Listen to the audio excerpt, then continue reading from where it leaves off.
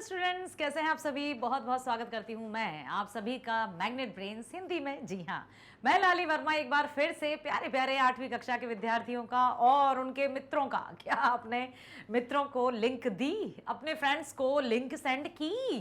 करो ना यार भैया, सबको लिंक सेंड करो जल्दी से, ताकि और उनसे ये भी कहो कि हेलो 8वीं कक्षा की हिंदी भी आ चुकी है मैग्नेट ब्रेन्स हिंदी मीडियम पर। तो जल्दी से जल्दी कहिए। कहा। अब मैं ये जानना चाहूंगी कि आप सब बताइए, आपने कितने फ्रेंड्स को अपनी लिंक शेयर की है और किसने बताया कि लाली मैडम आ गई है कक्षा 8वीं को पढ़ाने के लिए। तो बेटा साथ ही साथ अपने फ्रेंड्स को आप लिंक शेयर कीजिए और अपने आप का ख्याल रखिए, ताकि हम अच्छे से जब रहते हैं ना, स्वस्थ रहते हैं, तो हमारा मस्तिष्क भी बहुत अच्छे से काम करता है। ठीक है, हम रहेंगे फिट तभी तो होंगे हिट। अपने मन और मस्तिष्क में ये बात बसा कर रखिए। तो बच्चों, हमने अपनी पाठ्य पुस्तक किसलय भाग 3 का चौथा पाठ शुरू कर दिया है। नाम है बाल गोबिंद भगत।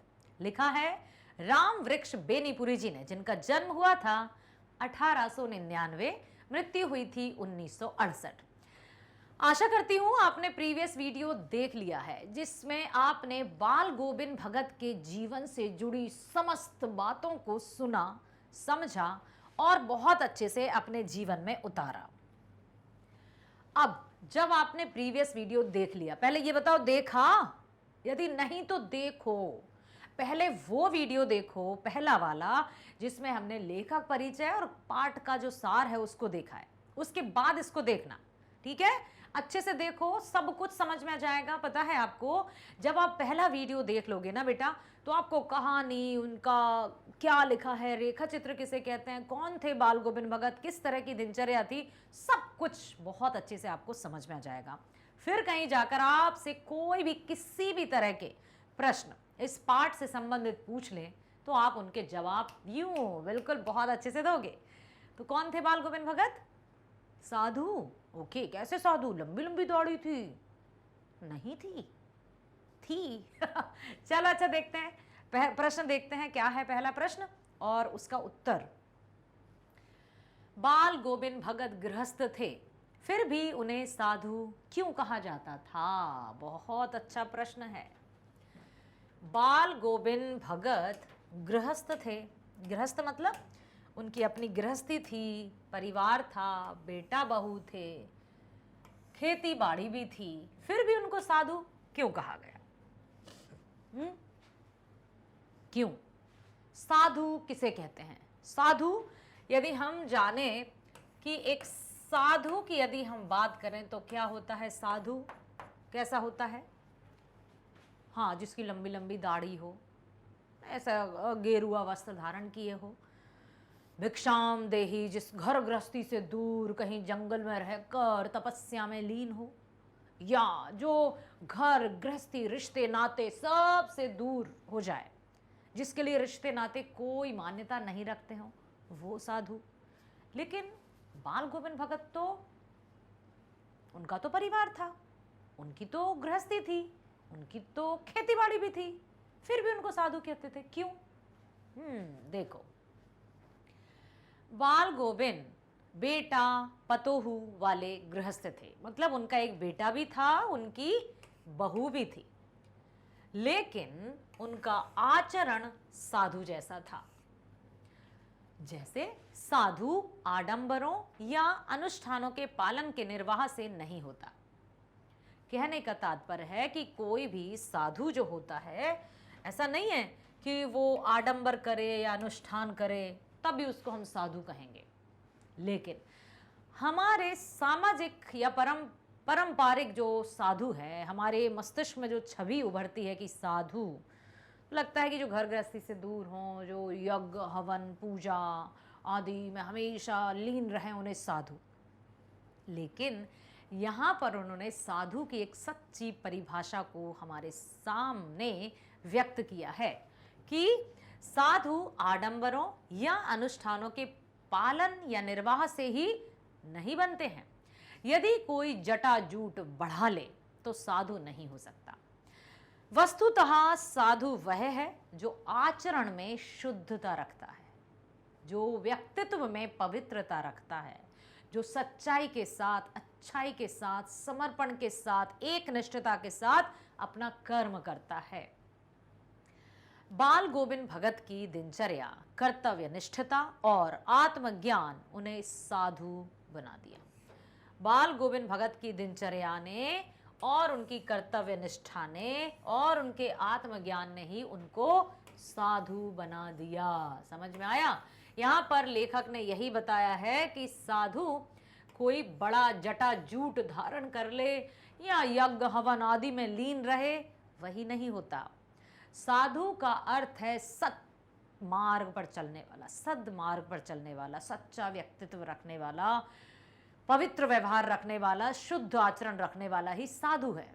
और बाल गोविंद भगत सच्चे थे, बिल्कुल सत व्यवहार रखते थे, खरा व्यवहार रखते थे, कभी झूठ नहीं बोलते थे, सत विचारों वाले थे और हमेशा अपने कर्म के प्रति पूरी तरह से समर्पित थे। इसलिए गृहस्थ होते हुए भी उन्हें साधु कहा गया। उत्तर लिख लोगे कि हाँ, बाल गोविंद भगत गृहस्थ थे, उनकी एक पतोहू थी, एक बेटा था। लेखक ने यह भी बताया था कि उन्हें ये तो पता नहीं कि उनकी पत्नी की मृत्यु कब हुई या पत्नी का देहांत कब हुआ, लेकिन हाँ, उनका एक बेटा था, एक पतोहू थी। बेटा बोदा सा था, कम बुद्धि वाला, सुस्त सा था, तो बाल गोविंद भगत उसका बहुत अच्छे से ख्याल रखते थे। ठीक है, तो यहाँ पर साधु का अर्थ केवल ये नहीं है कि आडंबर हो या ये जो अनुष्ठान पालन करते हैं उन्हीं को साधु कहेंगे। सद्विचार, सच्चाई ही व्यक्ति को साधु बना देती है और बाल गोविंद भगत इन सभी परिभाषाओं पर खरे उतरते थे। अगला है, भगत ने अपने बेटे की मृत्यु पर अपनी भावनाएं किस तरह व्यक्त की। अब उनका बेटा था, जैसा अभी हमने बताया कि उनका जो बेटा था कैसा था, लिखा था वहां सुस्त, बोदा सा, इकलौता बेटा था। ठीक है, इकलौता था, लेकिन वो भी एकदम सुस्त सा था, बोदा सा था, यूं कहें कि मंद बुद्धि था। ठीक, तो मंद बुद्धि कह सकते हैं कि हाँ, वो मंद बुद्धि था। तो बाल गोविंद भगत उसका बहुत ध्यान रखते थे। उसकी पतोहू भी थी, पतोहू बड़ी सुघड़ थी, सुंदर थी, समझदार थी, जिसने घर की सारी जिम्मेदारियां उठा ली थी। ठीक है, भगत ने अपने बेटे की मृत्यु पर विलाप नहीं किया, नहीं रोए। उनका संगीत के प्रति चरम उत्कर्ष तो तब देखा गया जब बेटे की मृत्यु हुई। लेखक ने जब देखा, उन्होंने सुना कि उनका इकलौता बेटा मर गया, तो लेखक स्वयं उनके घर गए, लेकिन उनको देखकर स्तब्ध रह गए। स्तब्ध मतलब एकदम, जैसे अंग्रेजी में कहते हैं ना शॉक्ड, हिंदी का शब्द याद रखो, स्तब्ध कहते हैं उसको। ठीक है, एकदम चकित, चकित भी कहते हैं। ठीक है, तो भगत ने अपने बेटे की मृत्यु पर विलाप नहीं किया और साथ ही साथ उन्होंने क्या कहा, बल्कि मग्न हो गीत गा रहे थे। उनकी भावना का यह चरम उत्कर्ष था। वो अपनी पतोहू से कहते कि आनंद मनाओ, ये रोने या विलाप करने का समय नहीं है। क्यों? क्योंकि आत्मा तो परमात्मा से जा मिली है, विरहिणी अपने प्रेमी से मिल गई है। जो हम सामान्य लोग हैं, वो हम सबको पता है कि मृत्यु आनी ही है, जिसका जन्म हुआ है उसकी मृत्यु निश्चित है, लेकिन हम लोग मानते नहीं हैं, हम डर जाते हैं उसके भय से। लेकिन वे हमेशा, जब उनके पुत्र की मृत्यु हुई तो उन्होंने उसकी पत्नी को समझाया, अर्थात अपनी पतोहू या पुत्र वधू को समझाया कि ये रोने का समय नहीं है, ये आनंद मनाने का समय है। एक आत्मा परमात्मा से मिल गई। उनकी भावना थी कि मृत्यु के बाद आत्मा परमात्मा से मिल जाती है, जो आनंददायक बात है। इस भावना को वे गीत और संगीत से पतोहू को यथार्थता का ज्ञान देकर अपनी भावना व्यक्त कर रहे थे। वे ये कह रहे थे कि इस समय, ये जो समय है वो रोने का नहीं है। और इतना ही नहीं, उन्होंने तो सारा जो क्रिया कर्म था अपनी पतोहू के हाथों ही करवाया, अपनी पुत्र वधू के हाथों करवाया, जबकि उस समय समाज में ये प्रथा नहीं थी। लेकिन फिर भी समाज के दकियानूसी रूढ़िवादी विचारों को उन्होंने बिल्कुल नहीं माना। कबीरदास जी को अपना ईश्वर मानते थे, अपना साहब मानते थे, और जिस तरह से जो कबीरदास जी थे वो एक ईश्वर अर्थात निर्गुण भक्ति धारा के संत कहे जाते हैं। निर्गुण भक्ति धारा क्या होती है बेटा? देखो, निर्गुण भक्ति धारा का अर्थ होता है, निर्गुण भक्ति धारा का अर्थ होता है जो ईश्वर, ईश्वर मतलब ईश्वर कैसा है? निराकार, कोई आकार नहीं। ईश्वर निराकार है, उसका कोई आकार नहीं है। तो जिसका कोई आकार नहीं है तो फिर मूर्ति पूजा कैसी? इसलिए मूर्ति पूजा का भी कबीरदास जी ने खंडन किया था। उनका दोहा एक है, हाँ, पत्थर पूजे हरि मिले तो मैं पूजूं पहाड़। कबीरदास जी का दोहा है कि जब मूर्ति पूजा हुई और मुगलों द्वारा मूर्तियों का खंडन कर दिया गया तो सारे जो हिंदू थे वो बड़े विलाप करते कि अब हम कहाँ जाएं, क्या करें। उनका मतलब जो आत्मविश्वास था या हिम्मत, जो शक्ति थी, वो धराशायी सी होने लगी। तो उस समय कबीरदास जी ने सबको ढांढस बंधाया और क्या कहा था? पत्थर पूजे हरि मिले तो मैं पूजूं पहाड़। यदि पत्थर को पूजने से ही प्रभु की प्राप्ति हो जाती है ना, तो मैं तो पूरा पहाड़ ही पूजने लगूं। जासे तो चक्की भली पीस खाए संसार।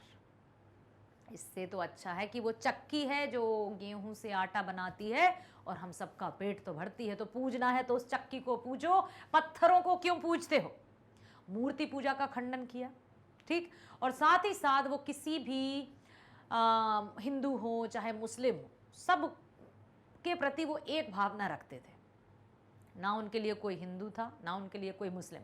एक और साखी याद आ रही है, हिंदू मुआ राम कहे मुसलमान खुदाई, कहे कबीर सो जीवता जो दूह के निकट न जाई।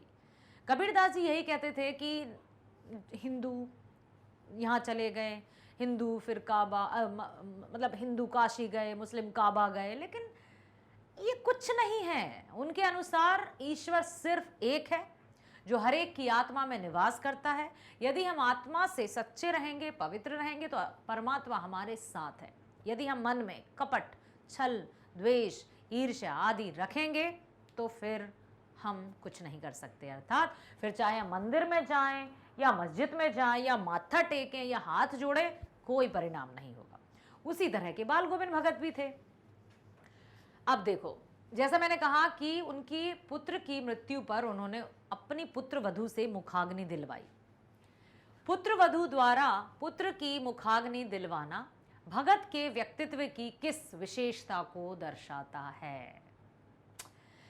पुत्र की मृत्यु होने पर उन्होंने उसकी ही पत्नी अर्थात अपनी पुत्र वधू से ही उसको मुखाग्नि दिलवाई। मुखाग्नि दिलवाना समझते हो? चिता में अग्नि दिलवाना।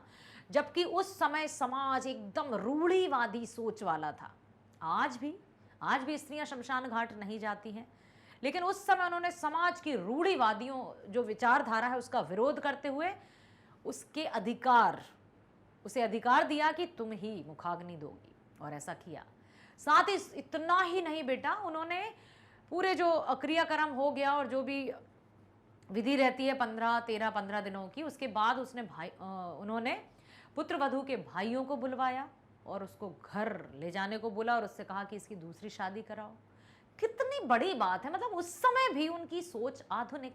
कबीरदास भी 14वीं शताब्दी के थे, लेकिन आज भी उनके विचार प्रासंगिक है, क्योंकि वो सत्यता, वास्तविकता, यथार्थता पर लिखते थे। ये नहीं कि जो हो रहा है बस वही, वास्तविकता, सोच को उन्होंने जाना। तो पुत्र वधू द्वारा पुत्र की मुखाग्नि दिलवाना भगत के व्यक्तित्व की किस विशेषता को दर्शाता है? विवाह के बाद पति पर पत्नी का सबसे अधिक अधिकार है। वेद हो या पुराण हो, यह सच्चाई है कि विवाह के बाद पति पर पत्नी का सबसे अधिक अधिकार होता है। पत्नी का भी कर्तव्य सबसे अधिक पति के प्रति ही होता है। गृहस्थ आश्रम में दोनों एक दूसरे के पूरक, एक होता है वानप्रस्थ आश्रम जब गृहस्थ के बाद होता है, ठीक है। तो अब गृहस्थ आश्रम की यदि बात की जाए तो पति पत्नी एक दूसरे के पूरक होते हैं। गृहस्थ आश्रम में दोनों एक दूसरे के पूरक, अतः पतोहू को सबसे बड़ा अधिकारी मान उसी से मुखाग्नि दिलवाई। यह कार्य भगत के व्यक्तित्व की सच्चाई और महानता को दर्शाता है, वास्तविकता को दर्शाता है और एकदम हकीकत को बयां करता है कि वो सिर्फ बड़ी बड़ी बातें कहते ही नहीं थे, वो सिर्फ करते थे। लोग चकित हो जाते थे, दांतों तले उंगलियां दबा लेते थे कि कैसे। किसी के विरोध की वो कोई परवाह नहीं करते थे। जो सत्य है तो सत्य है और उसका पालन करना है तो करना है। अगला है, निम्न अनुच्छेद के आधार पर आगे दिए गए प्रश्नों के उत्तर दीजिए। अब देखो, जैसे आप अभी हमने पढ़ा था ना, मैं एक बार फिर से कहूंगी कि जिसने प्रीवियस मतलब फर्स्ट वाला वीडियो नहीं देखा है वो देखना जरूर बेटा, आपको पूरा पार्ट बहुत अच्छे से समझ में आ जाएगा। बेटे के क्रिया कर्म में तूल नहीं किया, पतोहू से ही आग दिलाई उसकी, किंतु ज्यों ही श्राद्ध की अवधि पूरी हुई पतोहू के भाई को बुलाकर उसके साथ कर दिया। यह आदेश देते हुए कि इसकी दूसरी शादी करा देना।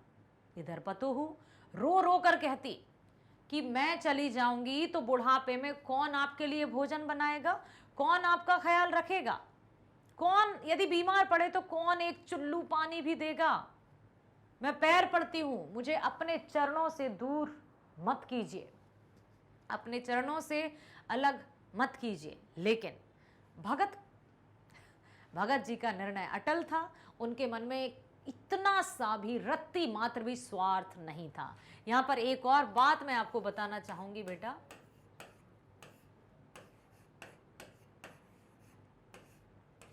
मोह और प्रेम को जान लो, फिर हम इस उत्तर को पढ़ेंगे। अक्सर लोग मोह और प्रेम को एक समझ बैठते हैं, लेकिन मोह और प्रेम दोनों एकदम अलग हैं। किसी को कोई वस्तु अच्छी लगी, किसी को कोई व्यक्ति अच्छा लगा, हम आपसे प्रेम करते हैं। हाँ, हम आपसे प्रेम करते हैं। वो प्रेम नहीं है, वो आकर्षण है। जिसकी कुछ अवधि होती है, जिसकी कुछ समय सीमा होती है और समय जाते ही प्रेम भी खत्म। तो प्रेम कभी खत्म नहीं होता, ठीक है। मोह आकर्षण है, जिसकी समय सीमा होती है, ठीक है, समय सीमा। जबकि प्रेम अनंत है, परमात्मा है, सत्य है, ठीक है, जो कभी भी नहीं मरता, जो कभी भी खत्म नहीं होता। तो इस बात को आप भविष्य में भी हमेशा याद रखना कि मोह से हमेशा बचना। प्रेम पर्यंत, जीवन पर्यंत चलता है। प्रेम देखकर नहीं होता है, आत्मा से होता है, ठीक है। निम्न अनुच्छेद के आधार पर यही है कि फिर उन्होंने क्या किया, उन्होंने कहा कि इसको ले जाओ और इसका दूसरा विवाह करा। और उसने कहा कि नहीं, मुझे आपके पास रहना है। लेकिन भगत जी का निश्चय अटल था, निर्णय अटल था। तू जा, नहीं तो मैं इस घर को छोड़कर चल दूंगा। यह थी उनकी आखिरी दलील, और इस दलील के आगे बेचारी की क्या चलती। यदि उनके मन में, हाँ, मोह में एक आ जाता है स्वार्थ,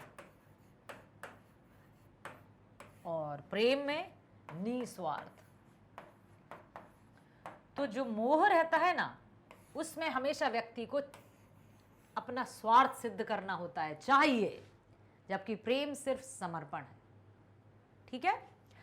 तो उन्होंने, यदि उनके मन में जरा सा भी स्वार्थ होता तो वो बहू को नहीं जाने देते कि हाँ भाई बुढ़ापे में मुझे खाएगी, बनाकर खिलाएगी।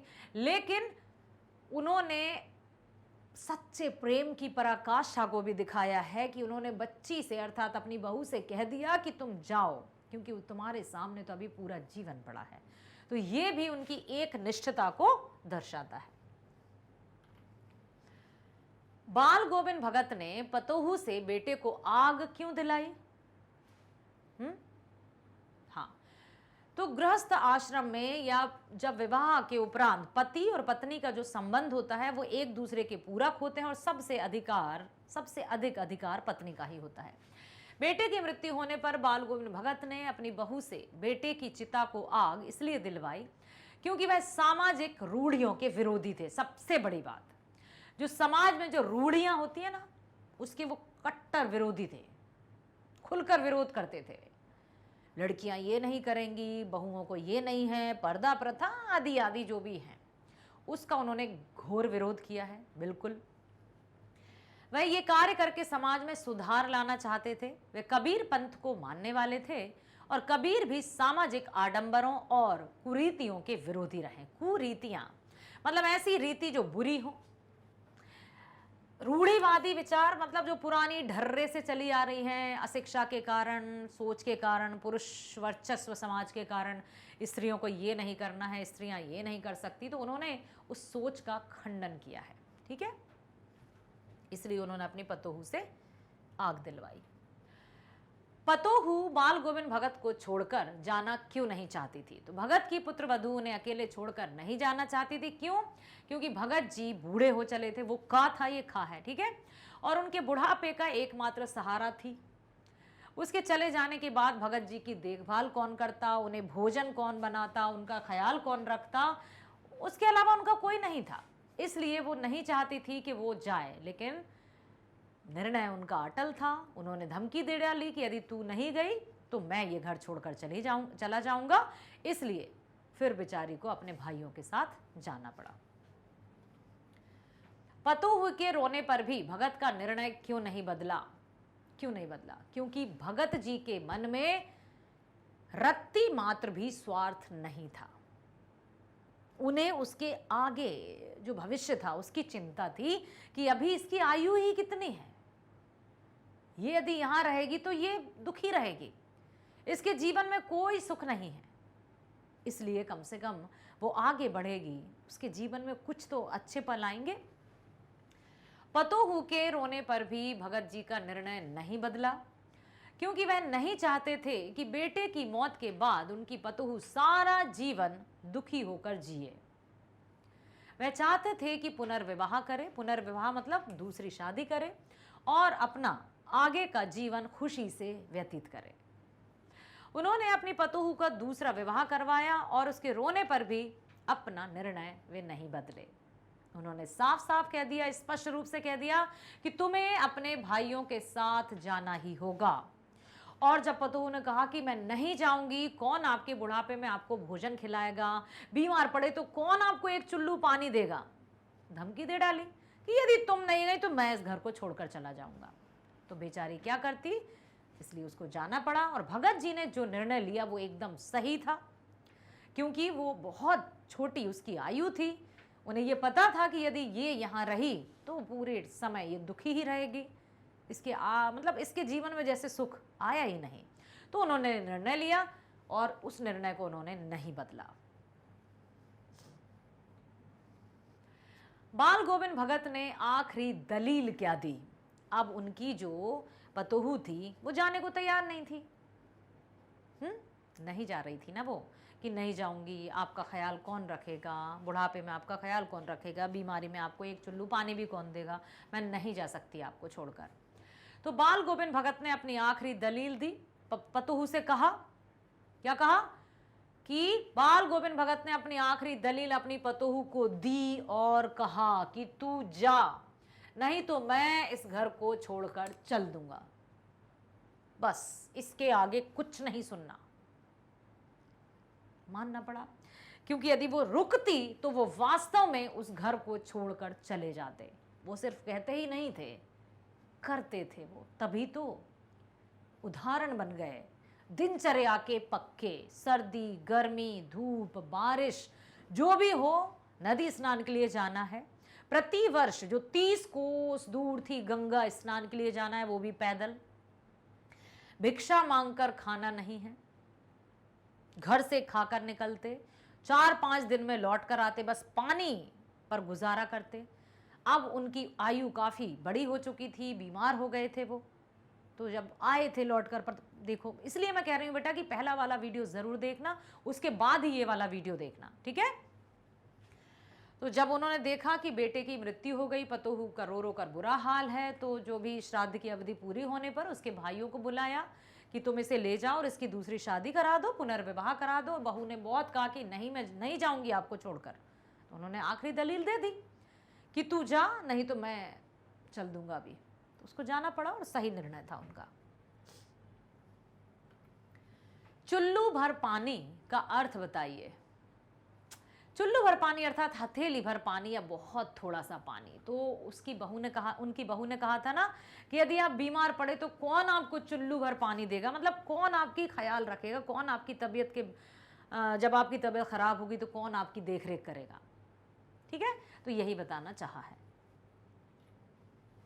अब देखते हैं हम पाठ से आगे।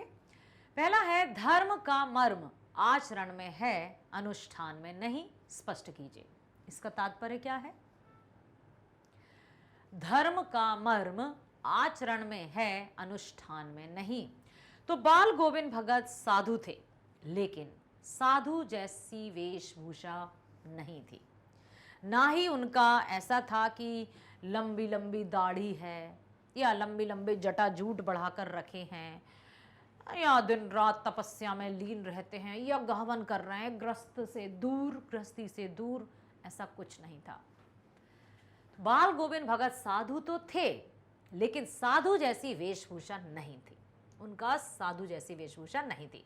आचरण की पवित्रता और दिनचर्या से वे साधु थे।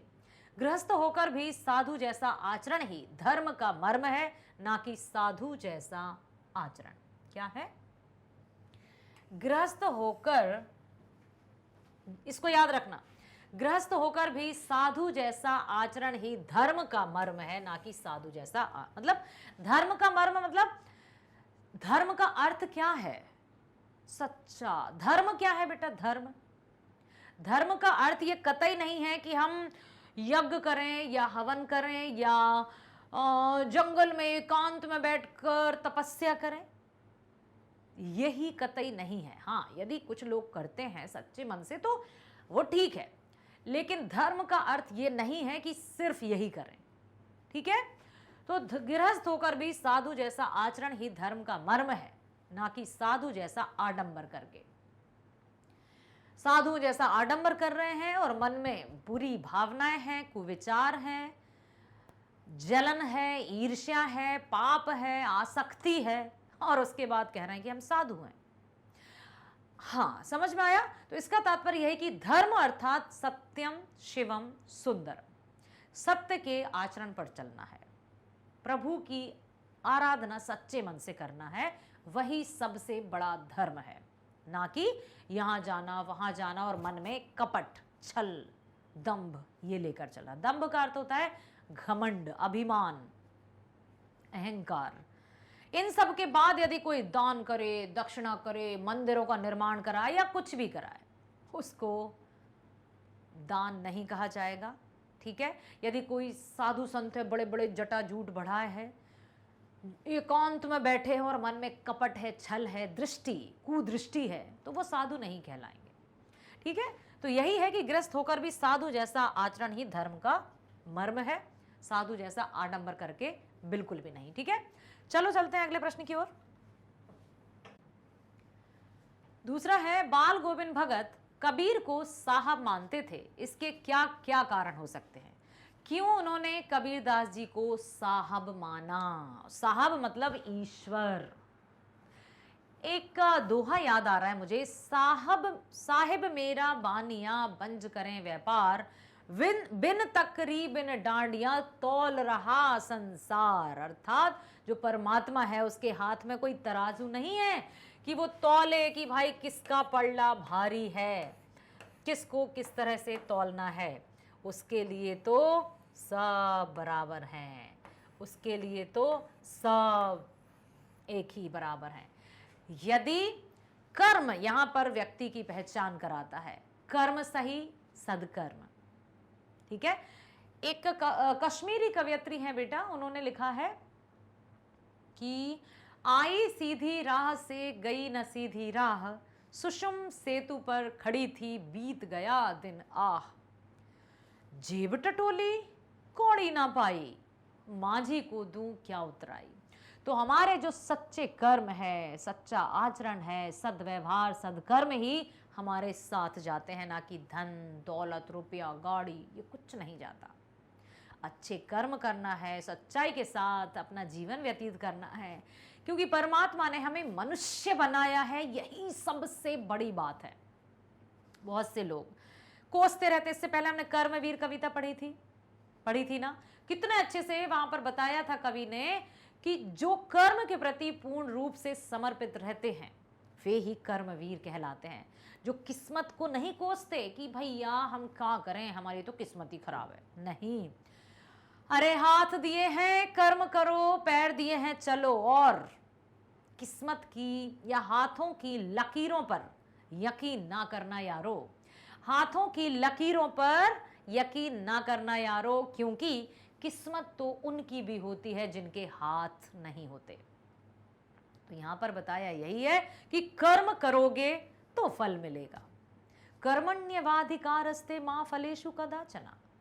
फल की चिंता कदापि नहीं करना है। यदि फल की चिंता करके हम काम कर रहे हैं तो फिर हम स्वार्थी हो गए और हम उस कर्म को पूरी तरह से समर्पित होकर नहीं कर पाएंगे। बस कर्म करो, बस कर्म करो, बस कर्म करो, हाँ, फिर परिणाम अच्छा होगा। ये मत सोचो कि मुझे वो चाहिए इसलिए मैं ये काम करूंगा। आप तो बस कर्म में जुट जाओ। लक्ष्य चुन लिया है ना, अब कर्म करो। अपने आप धीरे धीरे धीरे धीरे हम उस लक्ष्य के निकट पहुंच जाएंगे, और कब हम बिल्कुल उसके पास होंगे, लक्ष्य हमारे सामने होगा, हमें पता भी नहीं चलेगा। कर्म करते चलो। बाल गोविंद भगत कबीर को साहब मानते थे, इसके क्या कारण हो सकते हैं? तो बाल गोविंद भगत कबीर पंथी होंगे। वे कबीर के पद से अधिक प्रभावित होंगे। उन्होंने ये भी पढ़ा होगा, जाना होगा कि कबीर दास जी ने कभी किसी धर्म के मतलब विरोध में या किसी से पक्षपात नहीं किया। हमेशा उन्होंने एक ईश्वर पर भरोसा किया। भगत जी आडंबर से दूर रहकर मानव सेवा में विश्वास रखते होंगे। कबीर के आदर्श को बाल गोविंद भगत मानते होंगे, इसीलिए वे कबीर को अपना साहब मानते थे। अब कबीर दास जी के आदर्श क्या थे? सच्चाई, ठीक है, स्पष्टता, स्पष्टवादी सोच, कर्तव्यनिष्ठ, ये सब, कर्तव्यनिष्ठता, ठीक है, पवित्रता। पवित्रता मतलब इसमें पवित्र आचरण, पवित्र आचरण जोड़ लो आप। खरा व्यवहार, किसी के प्रति कोई पक्षपात नहीं, खरा व्यवहार, ठीक। तो ये जो बातें हैं जो उन्होंने कबीर दास जी में देखी, और बाल गोविंद भगत ने भी उन्हीं की तरह अर्थात कबीर दास जी की भांति ही रवैया अपनाया। कबीर दास जी के हर एक दोहे में स्पष्टवादिता नजर आती है। कि एक और दोहा है, हंसती चढ़िए ज्ञान को सहज दुली चाडारी, श्वान रूप संसार है भूकन दे झक मारी। जो हमारे शिक्षक थे या जिन्होंने दोहे की ये धुन बनाई है, बहुत अच्छी है। इस तरह की मैंने गाने का प्रयास किया है, यदि कोई गलती हो तो क्षमा कीजिएगा। कि इस तरह से हम जब दोहे गाते हैं, पढ़ते हैं, तो एक तो वो कर्णप्रिय लगते हैं, दूसरी हमें बहुत जल्दी याद भी हो जाते हैं। तभी तो काव्य और गद्य में अंतर है। कविताओं को गाकर पढ़ा जाता है जिसमें आनंद की अनुभूति होती है, रस होते हैं, अलंकार होते हैं। तो कबीर दास जी ने हर एक साखी हो, उनकी सबद हो या उनके दोहे हो, बिल्कुल पूरी तरह से स्पष्टवादिता को उन्होंने देखा है। तो बाल गोविंद भगत उनके इन्हीं सब आचरणों से उनको अपना साहब मानते थे, अपना परमात्मा मानते थे। अगला है, बाल गोविंद भगत ने अपने पुत्र की मृत्यु पर भी शोक प्रकट नहीं किया। उनके इस व्यवहार पर अपनी तर्कपूर्ण प्रतिक्रिया व्यक्त कीजिए कि क्यों उन्होंने शोक प्रकट नहीं किया। क्या ऐसा कोई आम आदमी कर सकता है? बिल्कुल नहीं कर सकता, क्योंकि हम सभी सामाजिक प्राणी हैं, भावनात्मक प्राणी हैं, और हाँ, इस भव सागर में अर्थात भावनाओं के सागर में पूरी तरह से बंध गए हैं। जब किसी करीबी की मृत्यु हो जाती है तो हम दुख प्रकट किए बिना नहीं रह पाते हैं। आंखों से अश्रुधारा अनायास ही आ जाती है, मन रोने लगता है, लेकिन व्यक्ति अर्थात इंसान होते हुए भी उन्होंने अपने बेटे की मृत्यु पर आंसू नहीं बहाए, क्योंकि वो, मैंने कहा था ना बेटा कि मन, कर्म और वचन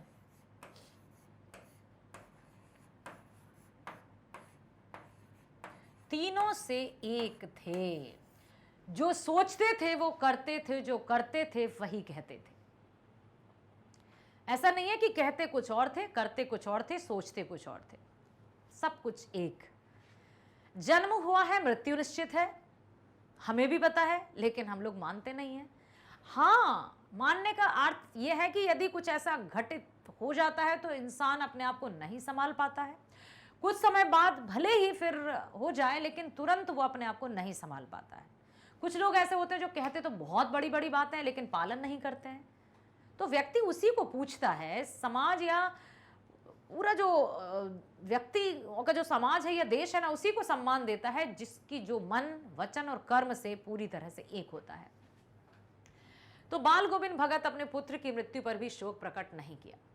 उनका यह व्यवहार हमारे विचार से सत्य था। मृत्यु प्राणी को जन्म प्रदान करता है, मृत्यु प्राणी को जन्म प्रदान करता है। जब मरेगा तभी तो दूसरा जन्म होगा। मतलब यूं कहें कि विनाश और निर्माण, निर्माण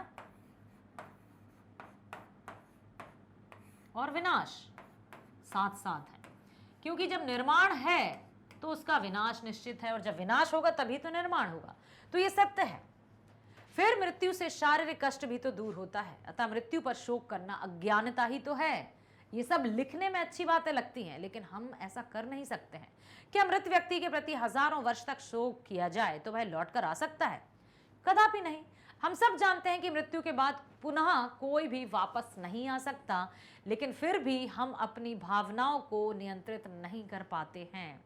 मृत्यु जो कि सबसे बड़ा सच है, फिर भी हमें डरा देती है, हमें कपा देती है। हम उसका सामना नहीं करना चाहते।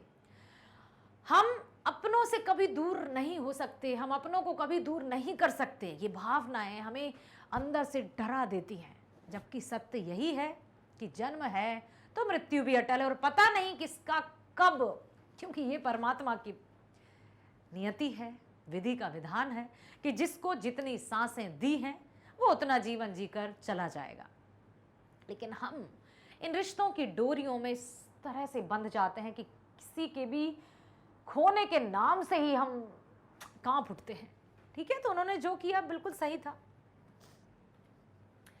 अपने गांव जवार में उपस्थित किसी साधु का रेखा चित्र अपने शब्दों में प्रस्तुत कीजिए। क्या कोई है साधु जिसके बारे में आप कुछ लिखना चाहते हैं? तो ठीक है।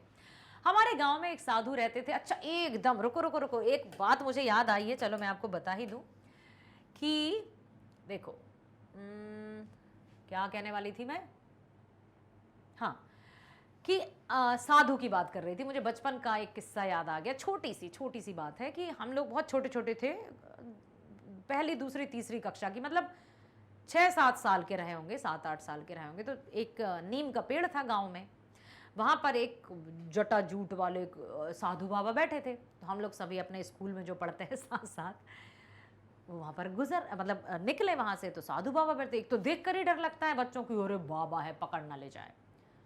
तो एक हमारा क्लासमेट था,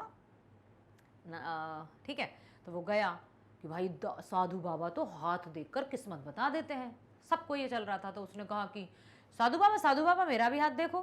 उन्होंने ऐसा झटकार के भगाया, इधर आ मैं बताता हूँ तुझे। और हम सब लोग डर के भाग गए। तो डर लगता है साधुओं को देखकर, बच्चों को। तो साधु का जो हुलिया है वो बड़े बाल, जटाजूट और खतरनाक सा, जहां बच्चों को बाबा सा दिख जाता है ना, तो तभी तो कहते हैं सो जा बेटा सो जा, नहीं तो बाबा आ जाएगा, ऐसा भी तो डराते हैं। तो अपने गांव में एक साधु रहते थे, बिल्कुल साधु रूप, साधु की तरह एकदम पूरी तरह से। ठीक है, तो यहां पर यही बताया उन्होंने,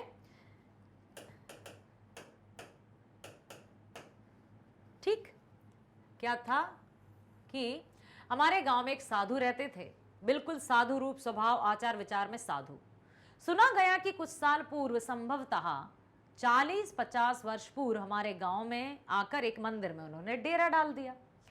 लोग उन्हें साधु बाबा कहकर सम्मान देते हैं। साधु बाबा को कभी हमने गुस्सा या नाखुश नहीं देखा। हंसते हुए सारी समस्याओं का निदान कर देते। चलो यही अच्छा है, नहीं तो अक्सर तो साधु कहते हैं क्रोध हो जाते, क्रोधित हो जाते हैं, कंपन, नहीं करना है मुझे, ऐसा नहीं करना। तो जो अपने आप पर नियंत्रण कर सके वो साधु, जो सत्य बोले वो साधु, जो खरा व्यवहार रखे वो साधु, जो पवित्रता हो जिसके आचरण में, जिसके व्यवहार में, जिसके चरित्र में, वो साधु। हंसते हुए सारी समस्याओं का निदान वे करते। किसी के घर में कलह, झगड़ा, झंझट, बाल, युवा, वृद्ध सभी उठकर अपने अपने काम में लग जाते। किसी के बारे में जब साधु बाबा को पता चलता कि रोग से पीड़ित है तो साधु बाबा इलाज के लिए प्रबंध करते और उन्हें अस्पताल तक ले जाते। तो ये अच्छी बात है भाई, बहुत अच्छी बात है कि आपने इस तरह से बताया। उसका समुचित इलाज करवाते हैं। उनके माध्यम से जाने पर इलाज में डॉक्टर भी मनमानी नहीं करते। पंचायत में भी उनकी भूमिका निर्णायक मानी जाती है। मतलब जो भी पंचायत, अब गांव की बात है तो पंचायत, तो वहां पर साधु बाबा की बात को प्राथमिकता दी जाती है। इसे जो कहा वो सबके लिए मान्य। धन्य है साधु बाबा जिनके कारण हमारे गांव के लोग बड़े खुश हैं, संपन्न हैं। किसी को कोर्ट कचहरी नहीं जाना पड़ता है। वे समस्या का समाधान भी करते हैं क्योंकि उनका चरित्र उसी तरह का है। मन, कर्म और वचन, तीनों में वो एक सन करते हैं। तो ये बहुत ही अच्छी यहाँ पर हमने एक साधु बाबा के बारे में देखा, सुना। अब सारा संसार निस्तब्धता में सोया है। बाल गोविंद भगत का संगीत जाग रहा है, जाग रहा है। व्याख्या कीजिए। कैसे? तो जब हम व्याख्या करते हैं तो हम बताते हैं कि प्रस्तुत पंक्तियां हमारी पाठ्य पुस्तक किसलय भाग 3 के बाल गोविंद भगत नामक पाठ से ली गई हैं और इसके रचयिता राम वृक्ष बेनीपुरी जी हैं। यह पाठ एक रेखा चित्र है। बाल गोविंद भगत की संगीत साधना गर्मी हो या वर्षा हो, सर्दी हो या दांत किटकिटाने वाला जाड़ा, जाड़ा मतलब सर्दी, उनकी दिनचर्या हमेशा चलती थी, चाहे बिजली हो। यहां तक मेंढक की टर्र टर्र आवाज भी बाल गोविंद के गीत को प्रभावित नहीं कर पाती थी। आधी रात में उनका गाना सबको चौंका देता जब सारा संसार सोया रहता था। सो रहा ये जहां, सो रहा वो जहां, सन्नाटा छाया रहता, तब भी बाल गोविंद भगत का संगीत जागता रहता था। जागता रहा या जाग रहा, ठीक है, जगा रहा। रूढ़िवादिता से हमें किस प्रकार निपटना चाहिए? किसी एक रूढ़िवादी परंपरा का उल्लेख करते हुए बताइए कि आप उससे किस प्रकार निपटेंगे। क्या आपको पता है रूढ़िवादी क्या होता है? रूढ़िवादी विचारधारा किसे कहते हैं? हाँ, रूढ़िवादिता हमारे समाज के लिए अभिशाप है, जिसको अंग्रेजी में स्टीरियोटाइप्स कहते हैं। इससे निपटने के लिए हमें दृढ़ संकल्पित होना होगा। हमारा समाज रूढ़िवादिता से संक्रमित है, जिसके कारण समाज के लोगों का जीवन कठिनाइयों से भर जाता है।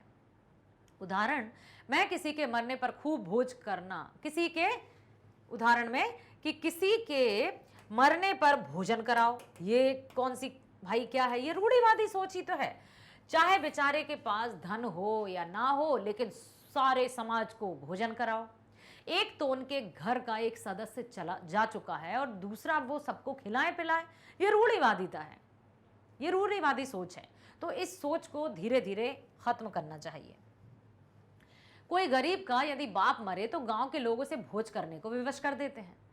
परिणाम स्वरूप निर्धन व्यक्ति कर्ज लेकर भोजन करवाते हैं। फिर वे महाजन के चंगुल से निकलने के लिए वर्षों दुख झेलते हैं। क्या जरूरत है कर्ज लेकर भोजन करवाने की? हम अपने गांव में रूढ़िवादिता से होने वाले नुकसान का ज्ञान कराकर लोगों को रूढ़िवादिता से दूर करने का प्रयास जरूर करेंगे कि जिसके पास जितना है, जेते पांव पसार ये तेती लांबी खौर। ये बातें तो हम कहते हैं कि भाई जरूरत से ज्यादा खर्च मत करो, यही लोग ज्ञान भी देते हैं। लेकिन बात जब आती है इस तरह की परिस्थिति की, या घटना या दुर्घटना की, तो वही लोग कहते हैं कि अब ये देना पड़ेगा, इतना दान दक्षिणा देनी होगी, बिस्तर, झाड़ू, ये जो बहुत सारी चीजें हैं वो पंडित को दान में देनी होगी। ये सब क्या है बेटा? ये रूढ़िवादी विचारधारा है जो कि आज भी समाज मान रहा है। तो इसको जागरूकता फैलाकर, अवेयरनेस लाकर इनको खत्म करना चाहिए, क्योंकि ये कुछ नहीं है। व्याकरण में देखते हैं, इस पाठ में प्रयुक्त वैसे शब्दों का चयन कीजिए जो योजक चिन्ह से जुड़े हों और उनके वाक्यों का प्रयोग कीजिए। लंगोटी मात्र, बाल गोविंद भगत लंगोटी मात्र धारण करते थे। साफ सुथरा, मकान को साफ सुथरा रखना चाहिए। दो टुक, वह हमेशा दो टुक बात करता है, एकदम बिल्कुल सही सही, यहां वहां नहीं, लाग लपेट नहीं करता। कभी कभी बाल गोविंद भगत गाते गाते कभी कभी नाच भी उठते थे। सदा सर्वदा, सदा सर्वदा मतलब हमेशा हमेशा, हमें सदा सर्वदा पढ़ाई कर ध्यान देना चाहिए। पानी भरे पानी, भरे खेत में वे काम करते दिखते। स्वर तरंग, बाल गोविंद भगत के स्वर तरंग लोगों को तुरंत आकर्षित करते। टर टर, मेंढक की टर टर वर्षा ऋतु में सुनाई पड़ती है। डिमक डिमक, बाल गोविंद भगत की खंजरी डिमक डिमक बज उठती। गाते गाते वह गाते गाते मस्ती में नाचने लगते थे। ठीक है। बार बार भगत के सिर पर से कमली बार बार खिसकती। प्रेम मंडली, बाल गोविंद की प्रेम मंडली उनके गायन में साथ देती। धीरे धीरे लोग वहां आ गए। गंगा स्नान से पुण्य होता है। संगीत साधना, बाल गोविंद भगत की संगीत साधना निर्मल थी। इस पाठ में आए क्रिया विशेषण छांट कर लिखिए। आप सुनो यहां पर बात, देखो विशेषण किसे कहते हैं बेटा? विशेषण जो शब्द संज्ञा और सर्वनाम की विशेषता बताते हैं।